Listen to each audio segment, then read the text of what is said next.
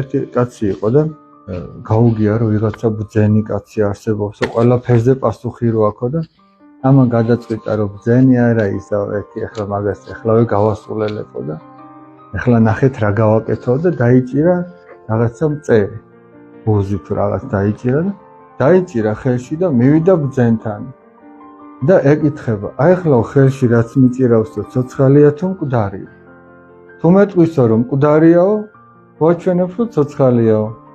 თუ მეტყვის ცოცხალია, ხელს მოუჭერო და ვაჩვენებ რომ მკვდარია და ყველა შემთხვევაში მოკლედ მახეშია გაგმოლია. მივიდა და ეკითხება, ცოცხალია თუ მკვდარი და ბძენი რას ეუბნება იცი? ყველაფერი შენს ხელშია. ანუ შენს ხელშია, მოკლავ თუ გააცოცხლე. შენი სულიც შენს ხელში.